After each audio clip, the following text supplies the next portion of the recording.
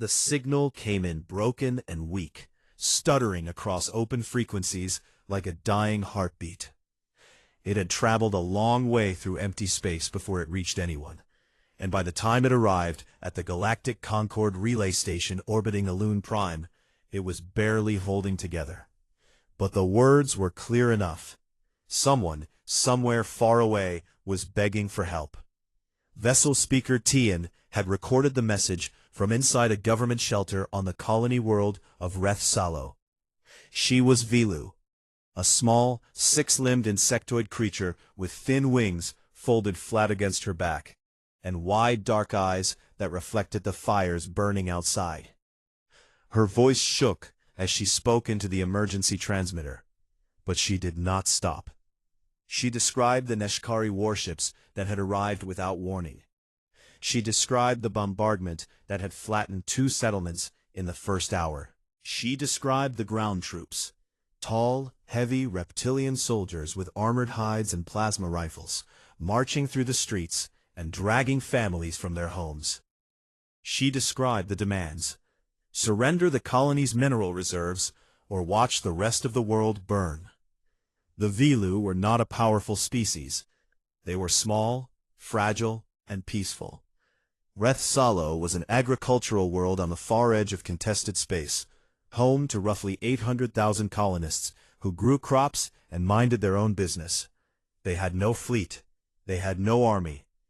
They had a trade agreement with the Galactic Concord, and they had the right under Concord law to request emergency aid in the event of an unprovoked attack. So Tian sent the signal and waited. The signal reached Elune Prime within 3 standard hours. It was logged, filed, and forwarded to the Concord Council chamber, where it sat in a queue behind 14 other agenda items for half a day before anyone reviewed it. When High Arbiter Qualin finally played the recording for the assembled representatives, the room listened in silence.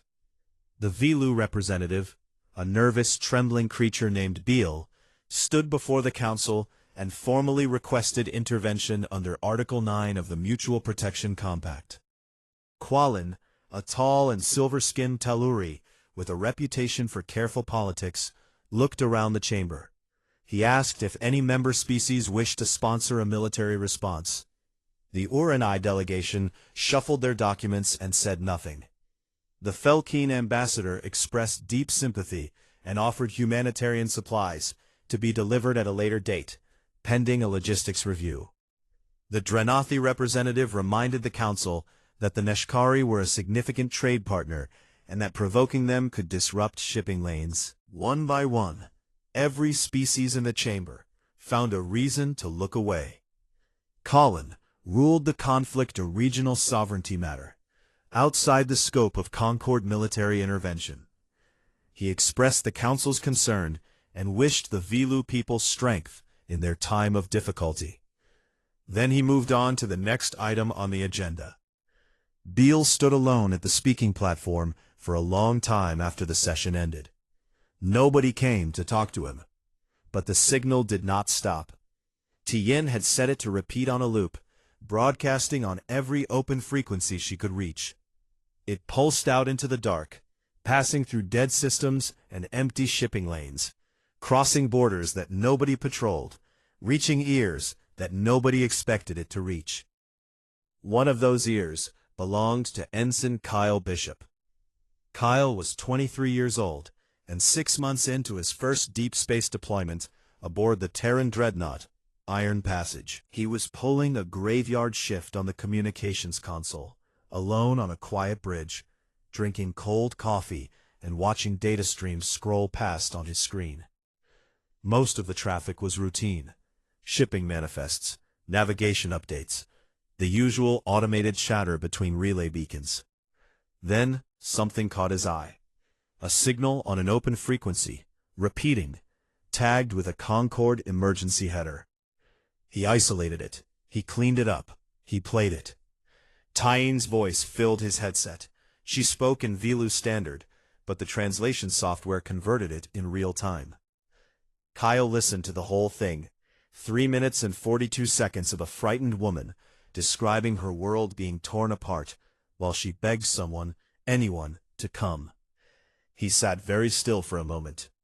Then he pulled up the Concord public records and searched for any response to the signal. He found the council session summary. Request reviewed.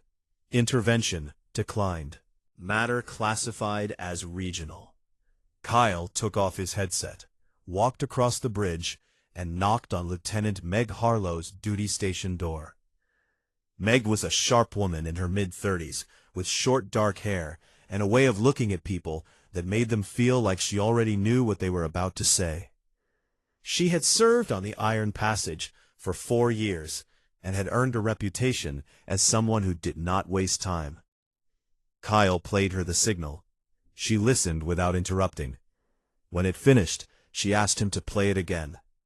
Then she picked up the internal comm and called the captain's quarters. Danny Cole answered on the second ring. He did not sound like a man who had been asleep. He listened while Meg summarized the situation, and then he asked her to send the signal to his console. He played it twice, sitting on the edge of his bunk in the dim light. Danny was 41 years old, average height, with a face that looked like it had been lived in. He had commanded the Iron Passage for 2 years and had served in the Terran fleet for 18 before that. He had seen enough of the galaxy to know how it worked. The strong ignored the weak, and the weak suffered quietly, and everyone else pretended it was not their problem. He pulled up the fleet command channel and hailed Admiral Hank Morrow directly. Morrow was an old man with white hair and a voice like gravel, and he had been running the Terra 9th Expeditionary Group for longer than most of his officers had been alive. Danny played him the signal and told him the Concorde had passed on it. There was a pause on the line. Then Morrow spoke, and his voice carried the kind of weight that made people stop and listen. If nobody else is going, we are. Spin up the Armada. Within 30 minutes, the order went out across the fleet. 23 Terran warships, dreadnoughts, cruisers, frigates, and escort destroyers began powering up their faster-than-light drives. Crews were pulled from rest cycles. Weapon systems were brought online. Marine platoons checked their armor and loaded their rifles. In the engine rooms, human engineers pushed reactors to full burn and whispered to their ships the way sailors had always whispered to their ships, with love and a little bit of fear. 6 hours after Kyle Bishop first heard the signal, the Terran Armada broke anchor and set course for Reth Salo. Somewhere in the dark, on a burning world, Tyeen's voice was still repeating. She had stopped believing anyone was listening. She kept broadcasting anyway, because it was the only thing she had left. She did not know it yet, but someone had heard her, and they were already on their way. The transit to Reth Salo would take the Armada just under 40 hours at full burn. That was 40 hours of empty space and quiet stars, and for most species in the galaxy, that kind of time before a battle would be spent in stillness and preparation. Humans did not work that way. Humans used every second. On the bridge of the Iron Passage, Meg Harlow pulled together everything the fleet's databanks had on the Neshkari: their ships, their weapons, their tactics, their leadership. She built a threat profile and distributed it to every vessel in the Armada within 4 hours of departure. She did not sleep that night. She did not seem to notice. In the medical bay, Dr. Laura Perry sat at her desk, surrounded by screens full of alien anatomy. The Vilu were not well documented in Terran medical records. They were small. Most adults stood no taller than a meter, with exoskeletons made of a thin, flexible chitin that could crack under pressure that a human child could survive. Their blood was copper-based, blue-green in color, and they breathed a slightly different oxygen mix than humans. Their organs were arranged in a pattern Laura had never worked with before. None of that mattered to her. She had 40 hours, a complete xenobiology database, and a stubbornness that her colleagues had long since stopped trying to argue with. She began converting one of the lower cargo holds into a field hospital. She recalibrated dosage charts, sterilized instruments, and printed adaptive splints sized for limbs thinner than a human finger. By the time the fleet reached Rethsalo, she intended to be the most prepared doctor for Vilu patients in the entire galaxy. Down in the Marine quarters, Sergeant Pete Dawson gathered his platoon in the briefing room. He was a big man, broad across the shoulders, thick-armed, with a face that looked like it had been carved from rough stone and then softened slightly around the eyes. He had served in the Terran Marines for 14 years and had been in enough fights to know that the hardest part was never the fighting. It was remembering why you were there. He put up images of the Vilu on the briefing screen. The Marines looked at the small, delicate creatures with their wide eyes and folded wings. Pete told them what was happening on Rethsalo. He told them about the Nashkari burning settlements. He told them about families being pulled from their homes. He told them about the Concord saying no. Then he told them something that was not in any official briefing. He told them that when they hit the ground, they would be the biggest and most frightening thing most of those Vilu had ever seen. Human beings stood almost twice the height of a Vilu adult, in full combat armor, carrying weapons, covered in dust and smoke. They would look like monsters. He told his Marines to remember that. He told them that the first thing they needed to do was not shoot the enemy. It was to make sure the people they were saving understood that the giants coming out of the sky were there to help. The room was quiet when he finished. Then a corporal in the back row raised her hand and asked how many Vilu children they should expect to find. Pete checked his data. The colony had a young population. Roughly a third were under the Vilu age of maturity. The corporal nodded. She did not say anything else, but Pete saw the look on her face and recognized it. It was the look of someone who had just decided exactly how far she was willing to go. While the Marines prepared, something else was happening across the fleet that no order had called for. Crew members in their off hours began reading about the Vilu on their own. They pulled up cultural files, language guides, images of Vilu art and architecture. A gunner on the cruiser Blackthorn learned the Vilu word for safe. An engineer on the destroyer Farlight printed a Vilu flag and taped it to the wall of her workshop. A cook on the Iron Passage spent 3 hours figuring out whether anything in the ship's food stores was compatible with Vilu digestion. And when he found that simple grain paste would work, he began preparing batches of it in the galley. Nobody ordered any of this. Nobody needed to.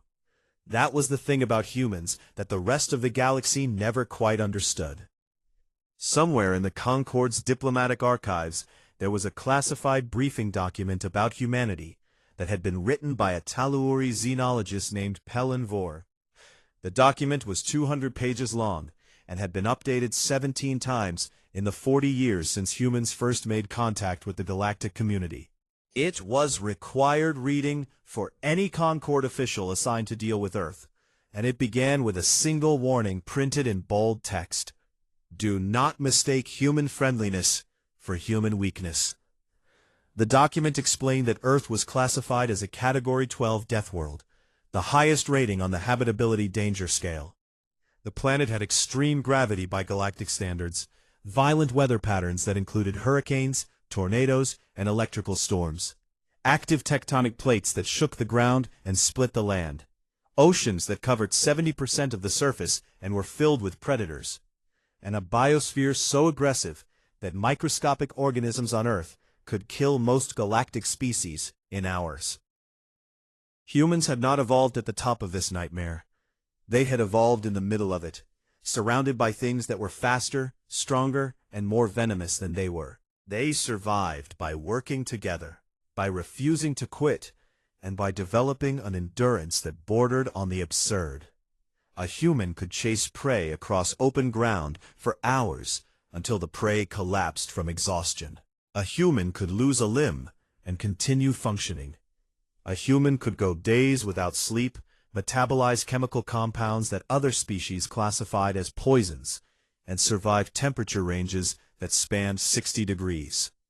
But the Death World had given humans something else, something that Vor described as their most dangerous trait. It was not their strength, or their endurance, or their tolerance for pain. It was the way they formed bonds. Humans bonded with everything. They bonded with each other, with their children, with their friends, with animals, with machines, and most alarmingly, from a galactic perspective, with complete strangers. They looked at a creature they had never met, from a species they had never seen, on a world they had never visited, and they felt something. They felt responsible. They felt protective. They felt angry on behalf of someone else's pain.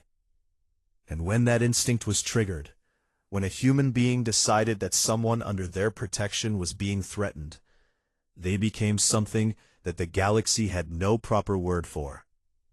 Vor had tried several translations. The closest he could find was an old human term, borrowed from their own ancient languages. Guardian, protector, the one who stands between. The briefing document ended with a simple recommendation. If you are ever in danger and have no other options, send your signal on open frequencies. The humans are always listening. And if they hear you, they will come. Not because they have to, not because it benefits them, but because something deep inside them, something old and stubborn and fierce, will not allow them to hear a cry for help and do nothing. 40 hours after departure, the Terran Armada dropped out of faster-than-light travel at the edge of the Retsalo system. 23 ships, armed and ready, crewed by Deathworlders who had spent the entire journey preparing not just for war, but for mercy. On the bridge of the Iron Passage, Danny Cole looked at the tactical display and saw 12 Neshkari warships holding orbit over a burning world. He straightened in his chair and opened a fleet-wide channel. All ships, this is Cole. We're here, let's get to work. The Neshkari detected the Terran fleet the moment it dropped out of faster-than-light travel. 12 warships in orbit shifted formation and turned their sensors toward the edge of the system, where 23 human vessels now sat in a tight battle line, engines glowing, weapons powered, but not yet aimed. Warlord Dreth Kavan stood on the command deck of his flagship, the Burning Fang, and stared at the display with narrow yellow eyes. He was tall, even by Neshkari standards. Nearly 3 meters of scaled muscle and dense bone, his jaw lined with teeth that could crack stone. He had commanded raids across 4 star systems, and had never once been challenged by anyone willing to fight back. The Concord sent diplomats. The Concord sent letters. The Concord never sent warships. But these were not Concord ships. The silhouettes on his screen were human. Kavan had heard of humans. Every species in the galaxy had heard of humans by now. The mad ones from the heavy planet, with the poisonous air and the boiling oceans. He had heard the stories, but he had never faced them in battle, and he did not believe half of what was said about them. They were smaller than Neshkari. Their ships were fewer. Their species was young. He opened a communication channel and told them to leave. Danny Cole answered from the bridge of the Iron Passage. His voice was calm and steady, the way a man sounds when he has already made up his mind and is simply being polite about it. He told Kavan that the Terran fleet had received a distress signal from the Vilu colony below. He told him that they intended to render aid to the civilian population. He told him that any vessel that continued to fire on civilians in the presence of the Terran Armada would be treated as a hostile combatant. Then he gave Kavan 1 standard hour to withdraw his fleet from the system. It was a deep, rattling sound that came from somewhere inside his chest. He told Danny that the Vilu were Neshkari property now, that this was Neshkari business, and that if the humans did not leave, they would burn alongside the insects on the surface. Then he cut the channel. Danny leaned back in his chair. Meg Harlow stood beside him, arms crossed, watching the tactical display. She told him that the Nishkari had not moved. Danny nodded. He had not expected them to. The hour passed slowly. On every Terran ship, crews moved to battle stations, bulkheads sealed. Damage control teams took their positions. Marines locked their armor and checked their weapons one last time. In the medical bay, Laura Perry secured her equipment and told her team to be ready for casualties. In the engine room, engineers fed extra power to the shields and whispered encouragements to their reactors. On the surface of Reth Salo, the bombardment continued. A Neshkari strike hit a hospital district in the colony's largest settlement. The building collapsed inward, burying patients and medical staff under tons of broken stone. Smoke rose in a thick black column, visible from orbit. Kyle Bishop, still at his communications console, picked up the distress calls from the surface. He routed them to Meg's station. She read the report. Civilian hospital destroyed, estimated casualties in the hundreds, and passed it to Danny without a word. Danny looked at the report. He looked at the clock. The hour was not quite finished. He waited. He waited because he had given his word, and his word mattered, even when the people he had given it to did not deserve the courtesy. The hour ended. The Neshkari had not moved. A second bombardment strike hit the surface. Danny opened the fleet channel. His voice was quiet, and every ship in the Armada heard it clearly. Weapons free. The Terran Armada moved forward, and it moved fast. This was the part that surprised the Neshkari. Every other fleet they had faced, every Concord patrol, every border guard, every peacekeeping force, had fought at range. They sat at a safe distance and exchanged fire in neat, orderly patterns, each side trading shots like a polite argument. That was how civilized species fought. Careful, measured, safe. Humans did not fight like civilized species. Humans fought like something born on a world that was trying to kill them every single day of their lives. The Iron Passage surged forward at full acceleration, closing the distance between the two fleets at a speed that made the Neshkari sensor officers freeze at their stations. Behind it, the rest of the Armada followed in a wedge formation. Cruisers on the flanks, frigates running fast on the edges, destroyers weaving between the larger ships like wolves running alongside bears. They did not slow down. They drove straight into the Nishkari formation at close range, where the fighting would be ugly and brutal and personal. The first exchange of fire lit up the void between the fleets like a thunderstorm. Nishkari plasma cannons hit the Iron Passage across its forward hull. The impacts were massive, sheets of energy that would have torn a Concorde cruiser apart. The Iron Passage shuddered, alarms screamed, a section of the outer hull cracked and vented atmosphere into space. The ship kept coming. Damage control teams, human beings in pressure suits, working in smoke and heat and the howling vacuum of a hull breach, sealed the rupture in 4 minutes. They welded metal plates over the gap with their hands shaking from the cold of space, and their boots planted on a deck that was trying to shake them loose. They did not stop. They did not ask permission to retreat. They fixed the ship and moved to the next breach. The Iron Passage returned fire at point-blank range. Its main batteries hit the nearest Neshkari warship across the midsection, and the alien vessel broke apart in a flash of blue-white light. Debris scattered across the void. The Terran fleet pushed deeper. Kavan watched from the burning fang as a second Neshkari ship died, then a third. His tactical officer reported that the humans were taking heavy damage. Armor cracked, hull breaches on multiple ships, fires in several compartments, but none of them were slowing down. None of them were pulling back. A Terran frigate with half its port side torn open continued firing with its remaining guns while its crew fought the flames inside. He did not understand. No sane species fought like this. No rational creature took this kind of punishment and kept advancing. It was not bravery. It was not strategy. It was something older and deeper. something that came from a place in the human mind that had been shaped by 1,000,000 years of surviving on a world that gave nothing for free. A fourth Neshkari ship exploded. Then a fifth lost its engines and began drifting, powerless. The formation was collapsing. Kavan's officers were shouting at him, telling him to pull back, telling him to regroup, telling him that the humans were inside their defensive perimeter and still pushing.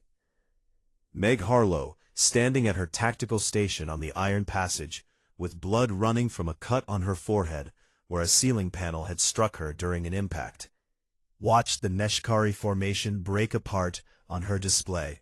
She wiped the blood from her eye with the back of her hand and did not miss a single command. Down in the Marine Bay, Pete Dawson felt the ship rock from another hit.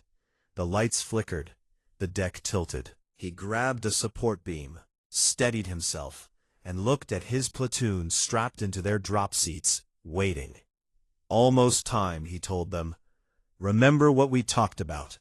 We're not just going down there to fight. We're going down there to bring people home. The Marines nodded. The ship shook again.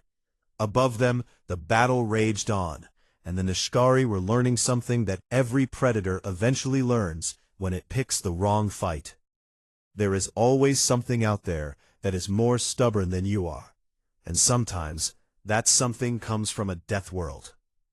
The drop ships launched while the orbital battle was still raging above. Danny Cole split his forces the moment the Neshkari formation cracked. Half the Armada stayed in orbit, under Meg Harlow's command, to finish the fight.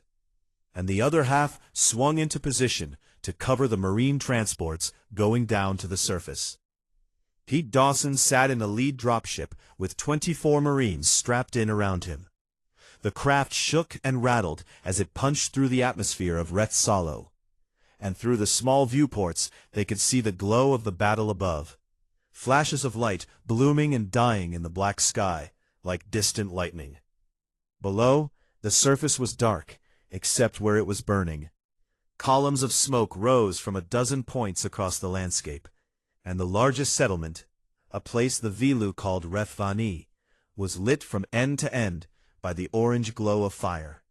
The dropship hit the ground hard on the outskirts of Rethvani. The rear ramp dropped, and Pete was the first one out, boots crunching on broken stone. The air smelled like smoke and melted metal, and something sweet that he later learned was Vilu blood. The sky above was choked with ash. Somewhere ahead, in the ruined streets, he could hear the sharp crack of Neshkari plasma weapons, and the high, thin sound of Vilu screaming. Pete split his platoon into 3 squads, and pushed forward into the settlement. The streets were narrow and choked with rubble. Buildings that had once been smooth and curved, Vilu architecture favored gentle shapes, like everything they built was meant to look like it had grown from the ground, were now cracked open, their walls shattered, their insides spilling out into the roads. Everywhere there were signs of life interrupted. Small furniture overturned, food left on tables, toys scattered across floors. The first Neshkari patrol they encountered did not last long. 6 reptilian soldiers, tall and armored, moving through a side street with weapons drawn. Pete's lead squad hit them from 2 angles with precise controlled fire. The Neshkari were strong. Their natural armor could absorb a hit that would kill most galactic species. But Terran weapons were built for Deathworld conditions, and they hit hard. The patrol went down in seconds. Pete stepped over the bodies and kept moving. They found the first group of Vilu survivors 3 blocks in. A collapsed shelter, a low, reinforced building that had been designed as a community refuge, had taken a direct hit from an orbital strike. The roof had caved in, trapping everyone inside. Pete could hear them through the rubble. Small voices, calling out in a language his translator could barely keep up with. Some of the voices were very small. Children. He called it in immediately. Iron Passage, this is Dawson. I've got a collapsed civilian shelter at grid reference 77. Unknown, number of survivors trapped. I need medical and engineering support on the ground now. Danny Cole's voice came back through the static. Copy, Dawson. Harry's team is launching now. Hold that position. Pete set a perimeter, and then he and his Marines started digging. They did not have heavy equipment. They had their hands, their combat knives, and the raw strength that came from growing up on a planet with gravity that would crush a Velu flat. They pulled chunks of stone and twisted metal away piece by piece, working carefully, because the creatures trapped underneath were fragile in ways that humans were not. A wrong move, too much force, a slab shifted in the wrong direction. It could kill the very people they were trying to save. It took 40 minutes to open the first gap. Pete shone a light inside and saw them. Dozens of Velu, huddled together in the darkness, covered in dust and blue-green blood, their wide eyes blinking against the sudden light. Many were injured.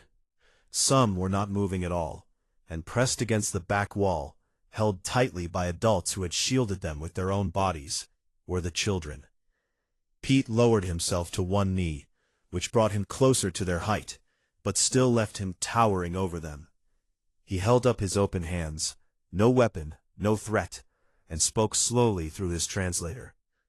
My name is Pete. I am a human. We are here to help you. You are safe now. The Velu stared at him. He was enormous by their standards, a giant in dark armor, scarred and dirty, filling the gap in the rubble like something from a nightmare. He could see the fear in their eyes. He did not move. He did not rush them. He just knelt there, hands open, and waited. A young Velu, barely more than a child, her small body trembling, one of her 6 limbs hanging at a bad angle, separated from the group, and walked toward him. She stopped just in front of his hand. She looked up at him. Then she reached out with one thin limb and grabbed onto his armored fingers. Pete closed his hand gently around hers. He felt the bones underneath, thin as twigs, and he held her with a care that surprised even himself. She did not let go. He did not ask her to. All right, he said softly, let's get you out of here. He carried her out of the rubble with one arm and coordinated the evacuation with the other, directing Marines to widen the gap and bring the survivors through, one by one. The Velu emerged into the smoky daylight looking dazed and broken, leaning on each other, some being carried by Marines who held them the way a person holds something precious and easily harmed. Dr. Laura Perry arrived 20 minutes later with a medical team and a cargo shuttle full of supplies. She had her field hospital set up in a cleared building within the hour. Lights powered by portable generators. Surgical tables adjusted to Velu proportions. Instruments she had calibrated during the transit. She moved through the wounded with a focus that shut out everything else. The sound of gunfire in the distance, the rumble of explosions, the smell of burning. She treated cracked exoskeletons, sealed internal bleeding, set broken limbs, and talked to her patients in a low, calm voice, even though most of them could not understand her without the translator. One elderly Velu, badly hurt and fading, grabbed Laura's sleeve as she worked on him. His translator turned his words into English a moment later. Why did you come? No one comes for us. Laura looked to him. She did not have a grand speech. She did not have a political answer. She said, because we heard you. He did not let go of her sleeve. Outside, the fighting continued. Neshkari ground forces still held parts of the settlement, and Pete's Marines pushed through block by block, clearing buildings, securing intersections, and always checking for survivors first. They found Velu hiding in basements, in drainage tunnels, in the shells of burned-out vehicles. Every time, the Marines lowered their weapons, opened their hands, and said the same thing in careful, translated words. You are safe now. We are here to help. Vessel Speaker Tian was found in the ruins of the government center. She was alive, barely, pinned under a fallen beam with her transmitter still clutched in her limbs, still broadcasting the distress signal on a loop, even though the power cell was nearly dead. A Marine squad cut her free and carried her to Laura's field hospital. When she was stable enough to speak, they patched her through to the iron passage. Danny Cole's voice came through the comm, tired and rough from hours of battle. Vessel speaker Tian, this is Captain Danny Cole of the Terran vessel Iron Passage. We received your signal. Sorry it took us a while to get here. Tian was silent for a long moment. Then she asked him the question that Laura had already been asked. The question that every Vilu on the planet wanted to know the answer to. Why? Why did you come? No one else would. Danny paused. He thought about it. Then he said something simple, in the plain way that humans often say the most important things. You asked for help. That was enough. In the background, through the comm channel, Tian could hear the sounds of the ship. Alarms, voices, the hum of engines. And she realized that these people had taken damage, had bled, had lost parts of their ships and maybe parts of their crew, all for a species they had never met, on a world they had no reason to care about. She closed her eyes, and for the first time since the Neshkari arrived, she wept. But this time, it was not from fear. The young Vilu child, whose name, Pete learned, was Sela, stayed at his side through the rest of the operation. She sat on an ammunition crate near his command post, watching the giant humans move through her broken city, pulling her people from the wreckage and carrying them to safety. She held on to Pete's hand whenever he was close enough to reach. He led her, every single time. The Battle of Reth Salo ended not with a single dramatic moment, but with a slow and grinding collapse. The Neshkari fleet, which had entered the fight with 12 warships, and the confidence of a species that had never been told no, came apart piece by piece over the course of 9 hours. 4 of their ships were destroyed outright, 2 more were crippled beyond repair and left drifting in orbit, dark and silent, their crews waiting for rescue. 3 turned and ran, their engines burning hard, for the edge of the system, and Danny Cole let them go. He gave the order clearly over the fleet channel. Retreating vessels were not to be pursued. One of his officers, a young lieutenant on the cruiser Blackthorn, questioned the decision over a private channel. The Neshkari had bombarded civilians. They had hit hospitals and shelters. They deserved to be chased down and finished. Danny listened to the argument, and then told the lieutenant something he would remember for the rest of his career. We came here to save people, not to become the thing we came here to stop. The remaining 3 Neshkari warships, seeing that the humans were not hunting those who fled, began powering down their weapons, one by one. Surrender was not a concept the Neshkari respected. In their culture, losing a fight meant shame, and shame was worse than death. But the humans were offering them something they had never been offered before, the chance to stop fighting and still be treated like living beings. Warlord Dreth Kavan was the last to surrender. His flagship, the Burning Fang, had taken heavy damage in the battle. Half its weapons were gone, its engines were failing, its hull was cracked in 3 places. Kavan stood on his broken command deck, surrounded by wounded officers and the smell of burned metal, and he faced a choice that no Neshkari warlord had ever faced. He could fight to the death, which was what his culture expected, or he could accept that he had lost and see what happened next. Pete Dawson's Marines boarded the Burning Fang 30 minutes after it stopped firing. They moved through the corridors in careful formation, weapons ready, clearing compartments one by one. They found Neshkari soldiers sitting against the walls, wounded and exhausted, too tired to fight. The Marines disarmed them, restrained them, and gave them water. The Neshkari stared at the water containers like they did not understand what was happening. They found Kavan on the command deck. He was standing, because a Neshkari warlord does not sit in the presence of an enemy. He was bleeding from a wound on his shoulder.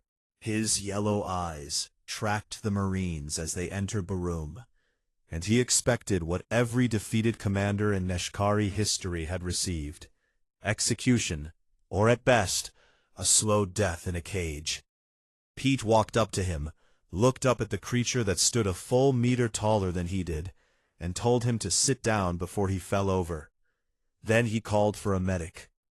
Kavan sat. A human field medic, a woman half his size, cleaned his wound and sealed it with a medical patch, while he watched her with an expression that his species had no word for. When she finished, she gave him water and a ration bar, and told him he would be transferred to a holding area on one of the Terran ships. He asked her why she was helping him. She told him it was her job. He asked her if she knew what he had done to the Vilu below. She said yes. He waited for the anger, the hatred, the punishment. She looked at him, evenly, and said that he would answer for what he had done, but not today, and not like this. Today, he was a wounded prisoner, and wounded prisoners received care. That was how humans did things. Kavan did not speak again for a long time after that. The news of Reth Salo traveled fast. In a galaxy connected by faster-than-light communication relays, word of the battle reached the Concord Council within hours. Footage arrived not long after, recorded by Terran ship cameras, helmet feeds from Marines on the ground, and shaky transmissions from Vilu survivors who had managed to get their communication devices working again. The galaxy saw Neshkari warships burning. It saw human ships, battered and scarred, holding the line. It saw Marines pulling Vilu children out of collapsed buildings. It saw a human doctor treating alien patients she had never met with the same care she would give her own family. And it saw the Concord's own record, the session where High Arbiter Colin had listened to Tian's distress signal and ruled it a regional matter not worth the Concord's time. The emergency session that followed was the most watched political event in Concord history. Representatives from 47 species filled the council chamber. Colin attempted to frame the human intervention as an unauthorized military action in sovereign space, a violation of Concord neutrality protocols that required censure and investigation. The motion never made it to a vote. The Vilu representative, Beale, the same small, trembling creature who had stood alone at the speaking platform weeks earlier and been ignored, rose to speak. He did not tremble this time. He played Tian's original distress signal for the chamber. Then he played the Concord's official response. Then he played 30 seconds of footage from the surface. A human marine, enormous in dark armor, kneeling in the rubble and holding the hand of a Vilu child, while smoke rose around them. The chamber fell silent. Beale looked around the room at the faces of every species that had said no, and he asked them a single question. What are we, if we will not answer a cry for help? Nobody answered. The silence, one journalist wrote later, was the loudest sound the galaxy had ever heard. In the weeks that followed, the political landscape of the Concord shifted in ways that no one had predicted. Several species, the Irani, the Felkeen, two of the smaller rim nations, began quietly reaching out to Earth's diplomatic corps to discuss mutual defense agreements. The Urani ambassador approached Admiral Hank Morrow at a diplomatic reception and asked him, carefully, hypothetically, what it would take for humanity to extend the same protection to Urani border colonies that they had given to Reth Salo. Morrow looked at him over a glass of something the Urani had provided that tasted like burnt fruit, and he told the ambassador that it would not take much. It would take an honest call for help. That was all it had ever taken. On Reth Salo, reconstruction began almost immediately. Terran engineering crews worked alongside Vilu laborers to rebuild what had been destroyed. They cleared rubble, restored water systems, erected temporary shelters, and repaired power grids. The work was slow and hard, and the humans threw themselves into it with the same stubborn energy they brought to everything else. A Vilu engineer watched a human construction team work through a rainstorm without stopping, and asked their supervisor why they did not take shelter.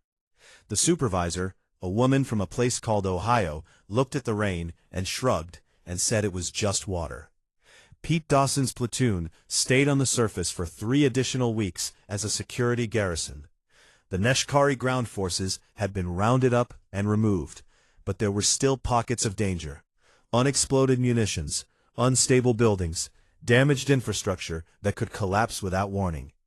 Pete's Marines patrolled the settlement daily, and in the evenings they sat with the Vilu and shared meals of grain paste and something the Vilu brewed that tasted, Pete said, like warm honey mixed with grass. Sela found Pete every morning.